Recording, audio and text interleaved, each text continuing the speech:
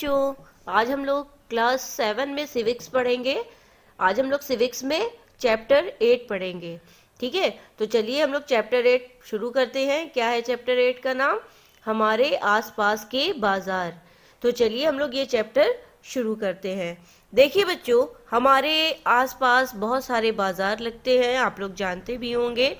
और उस बाजार में बहुत सारे सामान बिकते हैं, जैसे सब्जी है, साबुन है, दंतमंजन है, मसाले है, ब्रेड, बिस्किट, दाल, चावल, कपड़े, किताबें, बहुत सारी चीज़ें हमें देखने को मिलती हैं।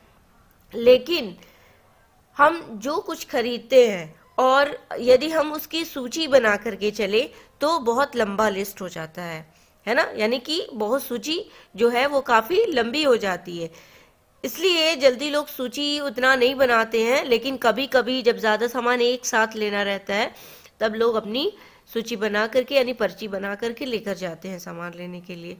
तो उसी देखा जाए तो बाज़ार जो है बच्चों, वो कई तरह से बाज़ार लगती है। जैसे साप्ताहिक बाज़ार है, तो साप्ताहिक बाज़ार भी होता है। फिर दुकानें बहुत तरह की होती हैं, बड़ी बड़ी दुकानें होती हैं, शॉपिंग कॉम्प्लेक्स है और शॉपिंग मॉल है ना, कच्ची दुकानें, पक्की दुकानें, इस तरह से मोहल्ले की दुकानें, बहुत सारी दुकानें हमको देखने को मिलती हैं, जहाँ पर हमें जो भी हम सामान खरीदते हैं वो अलग अलग प्रकार के सामान होते हैं, अलग अलग कंपनी के, अलग अलग वैरायटी के सामान हमें मिलते हैं। तो इस पार्ट में हम लोग यही पढ़ेंगे कि जैसे अलग अलग जगहों पर किस तरह के सामान हमें मिलते हैं और उनमें क्या अंतर होता है, किस तरह से बाजार लगती है, इन सब के बारे में हम लोग इस पार्ट में पढ़ेंगे। चलिए बच्चों, हम लोग शुरू करते हैं साप्ताहिक बाजार पढ़ना। साप्ताहिक बाजार का ये नाम ही इसलिए पड़ा क्योंकि ये जो बाजार है वो सप्ताह में एक दिन लगता है, यानी किसी भी एक दिन निश्चित करके उसी दिन वो बाजार हर सप्ताह में लगती है, इसलिए इस बाजार का नाम साप्ताहिक बाजार पड़ा। देखिए, रोज खोलने वाली जो पक्की दुकानें होती हैं वो इस बाजार में नहीं दिखाई देती हैं। व्यापारी क्या करते हैं कि दिन में दुकान लगाते हैं। इस साप्ताहिक बाजार में क्या करते हैं व्यापारी? दिन में दुकान लगाते हैं और शाम को हटा लेते हैं। अगले दिन वे अपनी दुकान किसी और जगह लगाते हैं, इसलिए इस दुकान को हम लोग कच्ची दुकान के नाम से जानते हैं। यानी इनकी दुकानें जो होती हैं वो कच्ची होती हैं। देश भर में ऐसे बहुत सारे हजारों बाजार लगते हैं और लोग इसमें क्या करते हैं, अपनी रोज़मर्रा की ज़रूरतों की चीज़ें, जैसे सब्ज़ी हो गया, दाल, चावल, सब्ज़ी और विभिन्न प्रकार की चीज़ों को खरीदते हैं। ठीक है, साप्ताहिक बाज़ार में बहुत सी चीज़ें सस्ते दामों में मिल जाती हैं। सस्ते दामों में क्यों मिलती हैं? इसलिए कि जो पक्की दुकानें होती हैं उन्हें अपनी दुकानों के कई तरह के खर्चे जोड़ने होते हैं, तो कई तरह के उनको टैक्स देना पड़ता है। उनके जो भी दुकान में लागत लगती है उन दुकानों का खर्चा जोड़ने के बाद, जैसे बिजली का बिल है, फिर गवर्नमेंट को जो टैक्स देते हैं दुकान के लोग, तो इन सबको जोड़ करके वो ग्राहक से वसूलते हैं। इन दुकानों पर काम करने वाले जो कर्मचारियों की तनख्वाह है वो भी इन्हीं खर्चों में जोड़ी जाती है, तो इसलिए इन लोगों को थोड़ा सा दाम बढ़ा करके देना पड़ता है। साप्ताहिक बाजारों में बेची जाने वाली जो भी चीज़ें हैं वो दुकानदार अपने घरों में ही जमा करके रखते हैं, उसमें कोई टैक्स देने की आवश्यकता नहीं होती है। यानी जो साप्ताहिक बाजार लगता है उसमें जो भी बाजार लगाता है उसको कोई टैक्स देने की ज़रूरत नहीं पड़ती है। ठीक है, इस दुकानों के घर के लोग अक्सर उनकी सहायता करते हैं, जिससे उन्हें अलग से कर्मचारी नहीं रखने पड़ते। ठीक है, साप्ताहिक बाजार में एक ही तरह के सामानों के लिए कई दुकानें होती हैं, जिससे उनमें आपस में प्रतियोगिता भी होती है, यानी आपस में कंपटीशन होता है कि किसके सामान अच्छे हैं और किसके ज़्यादा बिक रहे हैं। इस तरह से यदि एक दुकानदार किसी वस्तु के लिए अधिक कीमत मांगता है तो लोगों के पास ये विकल्प होता है कि वे अगली दुकान पर जाकर के सामान ले लें। ठीक है, जहां संभव है वहीं वस्तु को जो भी सामान खरीदते हैं उसकी कीमत कम कीमत में क्या करते हैं, वो सामान पा जाते हैं। ठीक है, ऐसी स्थितियों में खरीदारों के पास ये अवसर भी होता है कि वे मोल तोल करके भाव कम करवा सकें। तो बच्चों, साप्ताहिक जो बाजार लगती है उसमें मोल भाव भी होता है और कुछ जो कम दाम भी किया जा सकता है उसमें, और इस तरह से हमारे पास काफ़ी विकल्प भी होते हैं। यदि हमको एक दुकान पर जाते हैं, सब्जी अच्छी नहीं होती है या कोई भी सामान कपड़ा हमें अच्छा नहीं लगता, तो हम बदलते रहते हैं। ठीक है, उनकी दुकानों को बदलते रहते हैं, कई दुकान पर देखते हैं, उसके बाद सामान खरीदते हैं। तो साप्ताहिक बाजारों का एक फायदा ये भी होता है कि ज़रूरत का सभी सामान एक ही जगह मिल जाता है। और सब्जियों, कपड़ों, किराना की दुकान है तो किराने के जो भी सामान होते हैं, वो बर्तन, सब चीज़ें यहाँ पर क्या होती हैं, साप्ताहिक बाजार में उपलब्ध होती हैं। अलग अलग तरह के सामान के लिए अलग अलग क्षेत्रों में जाने की ज़रूरत भी नहीं पड़ती।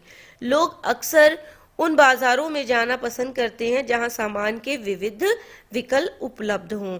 इसी वजह से बाजार में जो साप्ताहिक बाजार लगती है उसमें बहुत ज़्यादा भीड़ होता है। क्यों? क्योंकि वहां पर बहुत ज़्यादा सामान मिलता है और एक साथ मिल जाता है, खास करके जहां पर सामान के विभिन्न विकल्प उपलब्ध हों। बताया ना, तो इस वजह से उनको काफ़ी ऑप्शन रहता है उनके पास कि कौन सा लें, कौन सा ना लें, कहाँ अच्छा है, कहाँ खराब, ये सारी चीज़ें देखने को उनको मिल जाती हैं। इस वजह से वो लोग बाजार को ज़्यादा पसंद करते हैं, साप्ताहिक बाजारों को। मोहल्ले की दुकानें, हमने देखा कि साप्ताहिक बाजार हमें कई तरह का सामान उपलब्ध करवाते हैं। बहरहाल हम अन्य तरह के बाजारों से भी सामान खरीदते हैं। तो बच्चों देखिए, ये मोहल्ले की दुकानें हैं, मोहल्ले की दुकान है ये, और इस मोहल्ले की दुकान में क्या होता है कि सुजाता और कविता एक दिन अपने मोहल्ले की दुकान से किराने का कुछ सामान खरीदने पहुंचती हैं। वे दुकान पर अक्सर खरीदारी के लिए आती रहती हैं।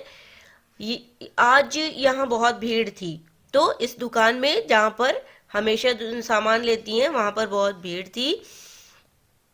दुकान मालकिन दो सहायकों की मदद से दुकान का काम संभाल रही थी।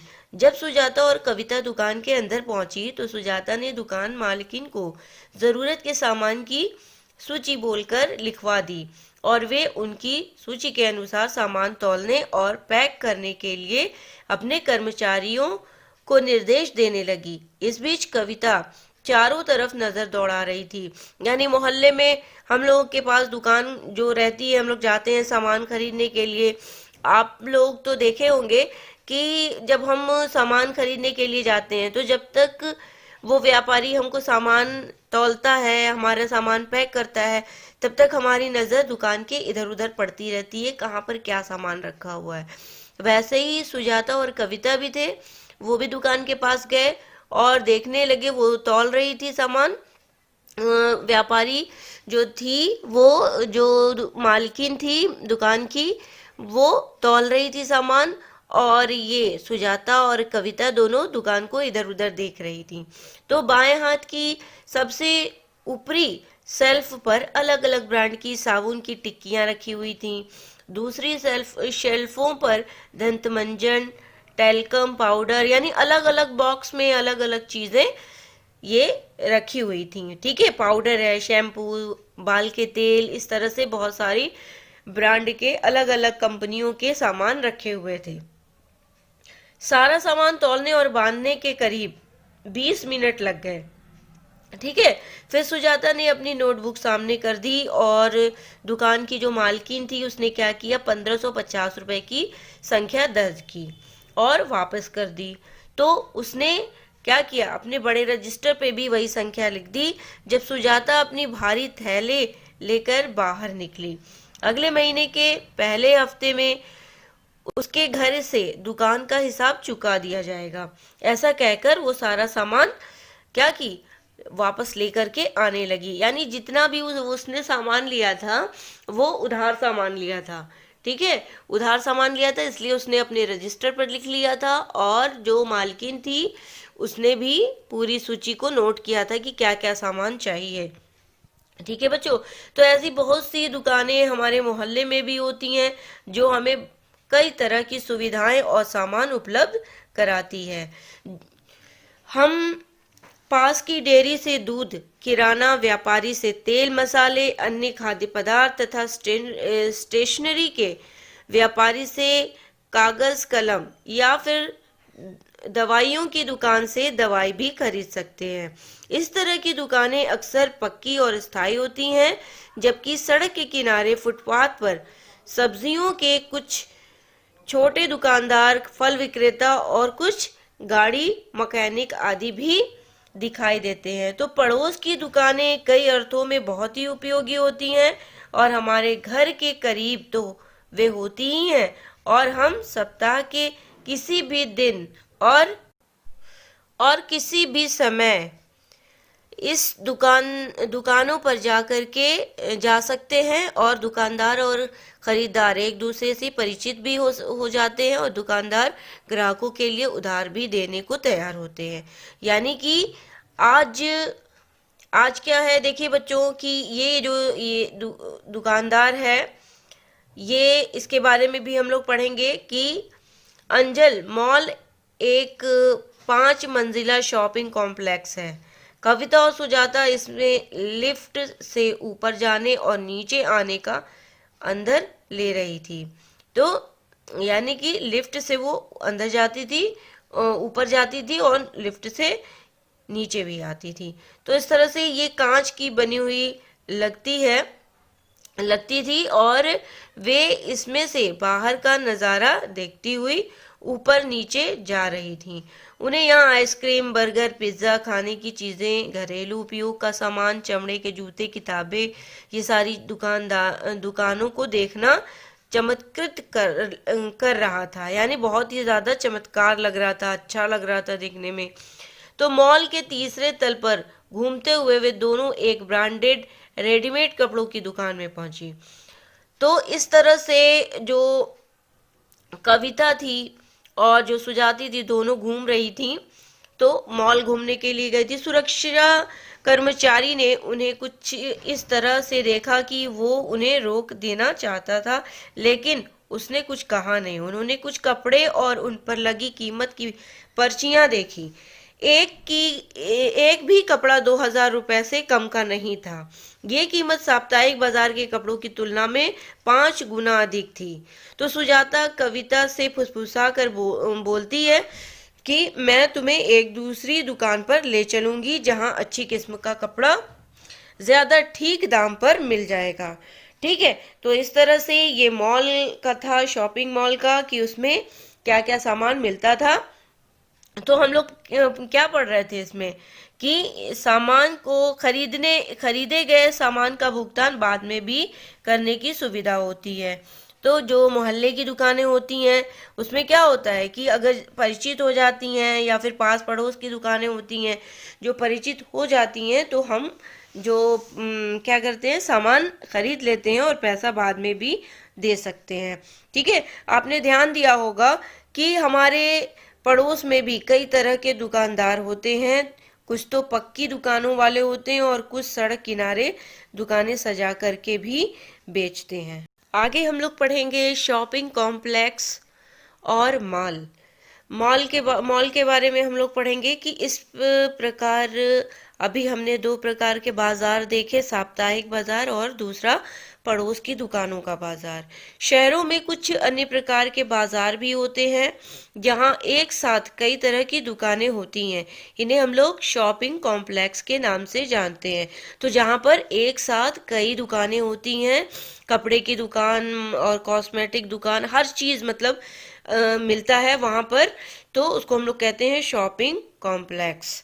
ठीक है, के नाम से जाना जाता है। जब तो अब तो कुछ शहरी इलाकों में आपको बहुमंजिला वातानुकूलित दुकानें भी देखने को मिलेंगी। अलग अलग मंजिलों पर अलग अलग तरह की दुकानें मिलती हैं। तो इनको हम लोग क्या कहते हैं, मॉल के नाम से जानते हैं, जहां पर अलग अलग चीज़ें अलग अलग मंजिल पर मिलती हैं। यानी एक मंजिल पर जाइए तो आपको सिर्फ लेडीज सामान मिलेगा, दूसरी मंजिल पर जाइए तो सिर्फ जेंट्स के, तीसरी मंजिल पे जाइए तो सिर्फ बच्चे के। तो इस तरह से अलग अलग मंजिलों पर अलग अलग सामान मिलते हैं। तो इन शहरी दुकानों में आपको बड़ी बड़ी कंपनियों का ब्रांडेड सामान भी मिलता है और कुछ बिना ब्रांड का सामान भी मिलता है।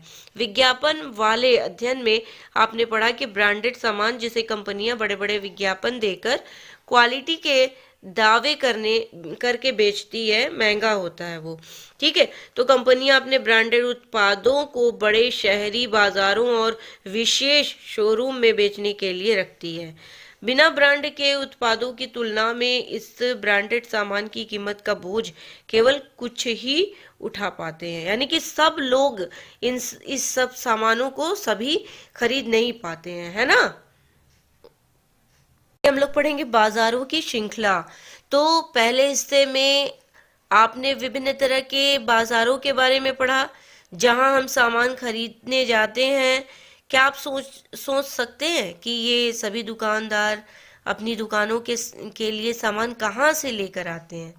तो सामानों का उत्पादन कारखानों, खेतों और घरों में होता है, लेकिन हम कारखानों और खेतों से सीधे सामान नहीं खरीदते हैं। चीजों का उत्पादन करने वाले भी हमें कम मात्रा में, जैसे 1 किलो सब्जी है या 1 प्लास्टिक कप आदि बेचने में रुचि नहीं रखेंगे, है ना। यानी हम अगर हम जब कोई पैदावार करते हैं तो हम 1-1 किलो करके नहीं बेचेंगे, बल्कि हम लोग क्या करेंगे, थोक में बेचने की कोशिश करेंगे, इकट्ठा बेचते हैं। ठीक है, तो उससे अच्छा पैसा भी मिलता है और फायदा होता है। लेकिन जो खरीदने वाला होता है वो क्या करता है, वो फुटकर करके बेचता है, तो उसको उससे भी ज्यादा फायदा होता है। तो आगे हम लोग देखते हैं कि वे लोग जो बहुत से उत्पादक और वस्तु के उपभोक्ता के बीच में होते हैं उसको हम लोग व्यापारी कहते हैं। क्या कहा जाता है? व्यापारी। उत्पादक और उपभोक्ता के बीच में जो उत्पादक होता है, उत्पन्न करने वाला, और जो खरीदार होता है, जो उसका प्रयोग करता है, उसको हम लोग, उन दोनों के बीच की कड़ी को हम लोग व्यापारी कहते हैं। तो व्यापारी कई तरह के होते हैं। पहले थोक व्यापारी बड़ी मात्रा या संख्या में सामान खरीदते हैं, जैसे थोक में सब्जियां ले लेना। ठीक है, तो कुछ किलो सब्जी नहीं लेते वो लोग क्या करते हैं, बहुत ज्यादा लेते हैं, 1-1 कुंटल की सब्जी ले लेते हैं और फिर उसको दूसरे व्यापारियों को बेचते हैं। ठीक है, तो इस तरह से यहाँ खरीदने वाले और बेचने वाले दोनों क्या हैं, व्यापारी हो गए। तो व्यापारियों की लंबी श्रृंखला का वो अंतिम व्यापारी जो अंततः वस्तुएं उपभोक्ता को बेचता है, उसको हम लोग कहते हैं फुटकर व्यापारी। जो 1-1 किलो करके, आधा किलो, 1-1 पाव ऐसे बेचता है, उसको हम लोग क्या कहते हैं, फुटकर व्यापारी।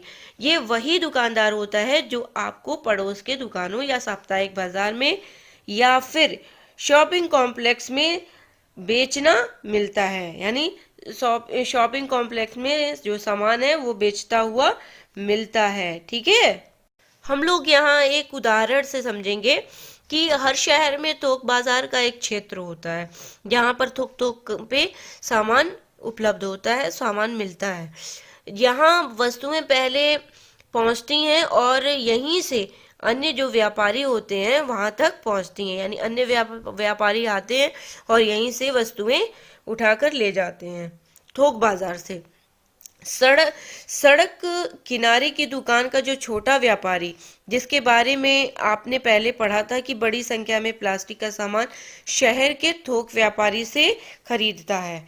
ठीक है, तो देखिए यहाँ पर व्यापार करने का थोड़ा सा बताया है, थोक व्यापारी है, इसके बारे में हम लोग थोड़ा सा पढ़ेंगे कि आफताब उन थोक व्यापारियों में से एक है। कौन है थोक व्यापारी? आफताब। वो बहुत बड़ी मात्रा में खरीदारी करता है। उसका व्यापार सुबह लगभग 3 बजे से प्रारंभ होता है और इसी समय सब्जियां बाजार में पहुंचती हैं। यानी कि 3 बजे उसकी सब्जी जो होती है वो मार्केट में आ जाती है। यही समय है जब सब्जी बाजार या सब्जी मंडी में गतिविधियां तेज हो जाती हैं। अब लोग 3 बजे से 4 बजे से सब्जी लेना शुरू कर देते हैं। आसपास और दूर दराज के खेतों में ट्रकों और मेटाडोर ट्रैक्टर की ट्रालियां में सब्जियां यहाँ आने लगती हैं और जल्दी ही नीलामी की प्रक्रिया आरंभ हो जाती है। यानी थोक में बेचता है ना, तो वो कम दाम में बेचना शुरू कर देता है। आफताब भी इस नीलामी में शामिल होता है। सब्जियां देखकर वो तय करता है कि आज वो क्या खरीदेगा। तो उदाहरण के लिए मानते हैं कि 5 कुंटल फूल गोभी लेता है, 10 कुंटल प्याज लेता है। तो शहर में उसको एक दुकान और गोदाम है। उसके पास क्या है? एक गोदाम है, एक दुकान है गोदाम का। ठीक है, उसमें वो गोदाम है, उसमें सामान वो भरता है, रखता है। गोदाम वो जगह होती है जहां पर सारे सामान रखे जाते हैं। ठीक है, थोक के सामान रखे जाते हैं, तो उसको गोदाम कहा जाता है, जहां वो सब्जियों को रखता और वहां से निकालता है और बेचता है। तो वो फुटकर व्यापारियों को सब्जियां बेचता है, जो सुबह 6 बजे के आसपास वहां आने लगते हैं। तो यहाँ से दिन भर के लिए खरीदारी करने के बाद ये छोटे व्यापारी 10 बजे के आसपास अपने क्षेत्र में अपनी दुकानें खोल लेते हैं। तो इस तरह से 3 बजे से लोग खरीदारी शुरू हो जाती है और लगभग 10 बजे तक लोग अपने अपने जगह पर सब्जियां ले जाकर के दुकान खोल लेते हैं। तो इस तरह से थोक के सामान खरीदे जाते हैं। हो सकता है कि वो बड़ा व्यापारी अपने से भी बड़े थोक व्यापारी से स्वयं सामान खरीदता हो। तो शहर का बड़ा थोक व्यापारी प्लास्टिक का ये सामान कारखाने से खरीदता है और उन्हें बड़े गोदामों में रखता है। समझ में आई बात बच्चों? तो क्या है कि थोक का सामान लिया जाता है, तो एक थोक बाजार होता है, वहां से लोग थोक में व्यापारी सामान उठाते हैं और उनसे अन्य व्यापारी लेते हैं, अन्य व्यापारी से फुटकर व्यापारी लेते हैं और इस तरह वो ग्राहक के पास पहुंचता है। तो बच्चों, इसी तरह से श्रृंखलाएं बनती रहती हैं। तो हर जगह का बाजार, इसके बाद हम लोग पढ़ते हैं हर जगह का बाजार।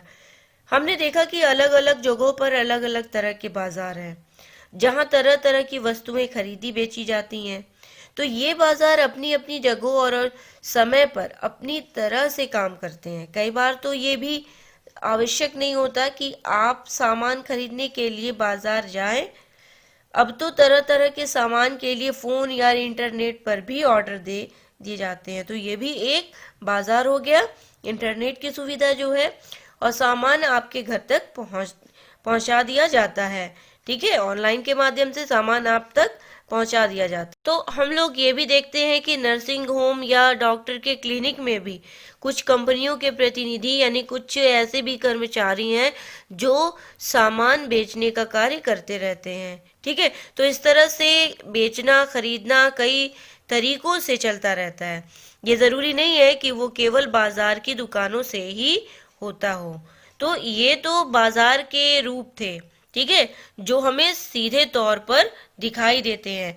ऐसे भी कुछ बाजार होते हैं जिनके बारे में हमारी जानकारी कम ही होती है, क्योंकि यहाँ बिकने और खरीदी जाने वाली चीजें हम सीधे प्रयोग नहीं करते। जैसे एक किसान है, अपनी फसल की पैदावार बढ़ाने के लिए कुछ खाद या उर्वरक का इस्तेमाल करता है, यानी कुछ रासायनिक पदार्थों का इस्तेमाल करता है, और ये उर्वरक शहर की कुछ खास दुकानों से खरीदता है।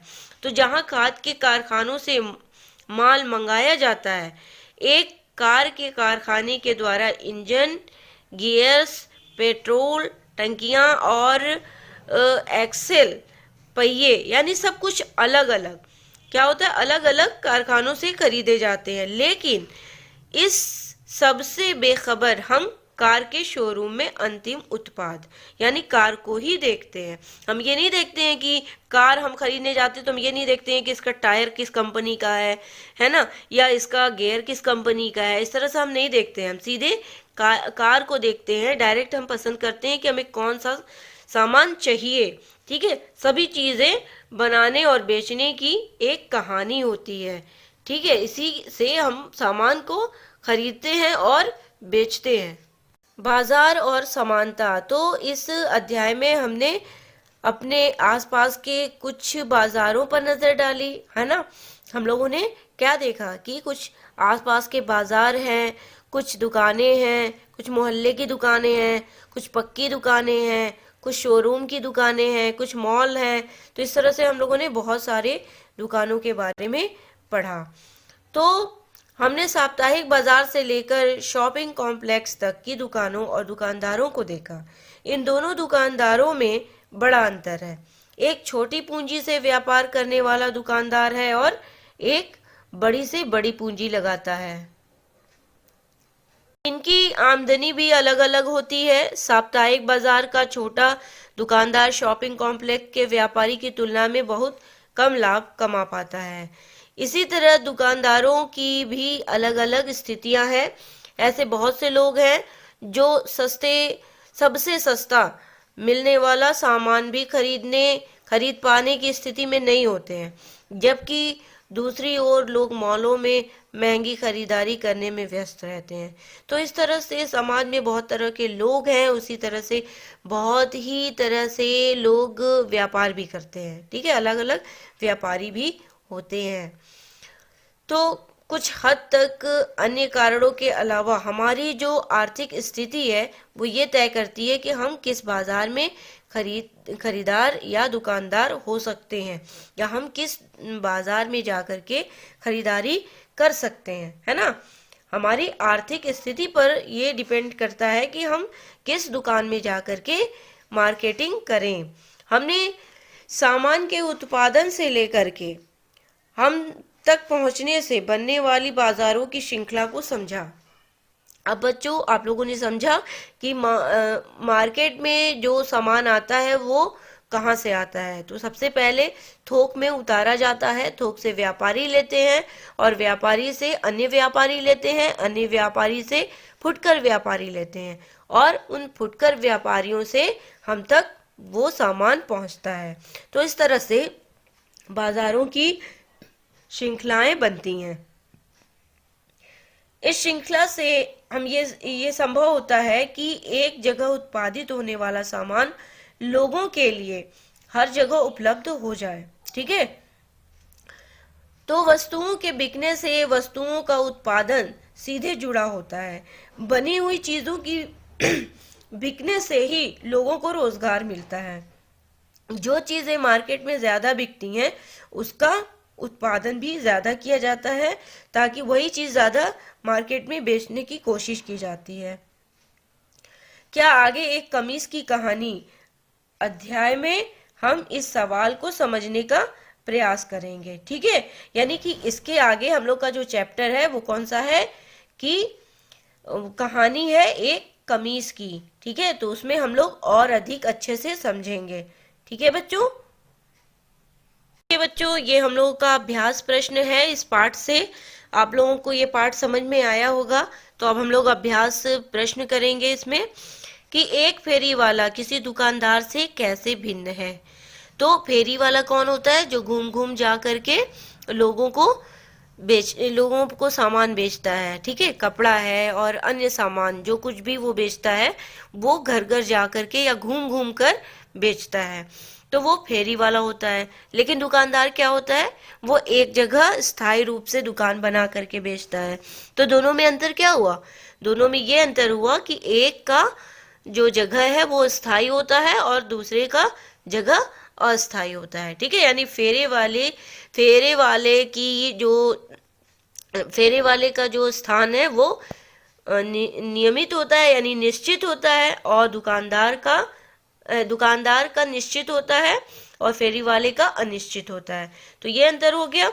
दूसरा क्या है कि फेरी वाला कम खर्च करता है और दुकानदार अधिक खर्च करता है, क्योंकि ये भी हो गया कि दुकानदार अधिक खर्च करता है यानी अपने सामान को दुकानदार अधिक रखता है, फेरी वाला सामान कम रखता है। दूसरी बात और क्या है आगे की एक फेरी वाला जो है वो जो दुकान में जो भी फेरी वाला जो भी सामान बेचता है वो कम दाम में बेचता है और दुकानदार उससे अधिक दाम में बेचता है, ठीक है। तो इस तरह से ये अंतर हो जाएगा। दूसरा है निम्न तालिका के आधार पर एक साप्ताहिक बाजार और एक शॉपिंग कॉम्प्लेक्स की तुलना करते हुए अन्य अंतर स्पष्ट कीजिए। तो साप्ताहिक बाजार है, इसमें देखिए चार्ट देखिए आप लोग, इसमें दिया है बेची जाने वाली वस्तुओं के प्रकार। तो बेची जाने वाली वस्तुओं के प्रकार क्या होगा? कपड़े, कॉस्मेटिक और बहुत सारी चीजें जो बेची जाती हैं, सब्जी भी है, फल भी है, कपड़े भी हैं। तो इस तरह से साप्ताहिक बाजार में बहुत सारे सामान मिलते हैं। वस्तुओं का मूल्य क्या है? सामान्य विक्रेता, छोटे व्यापारी, ठीक है, या सामान्य वर्ग के लोग। ग्राहक में हो जाएगा सामान्य वर्ग के लोग। शॉपिंग कॉम्प्लेक्स में कौन जाता है? क्या क्या चीजें बिकती हैं? तो शॉपिंग कॉम्प्लेक्स में वही सब चीजें बिकती हैं जो बाजार में बिकती हैं, लेकिन होता क्या है कि वहां पर कुछ ब्रांडेड भी होती हैं।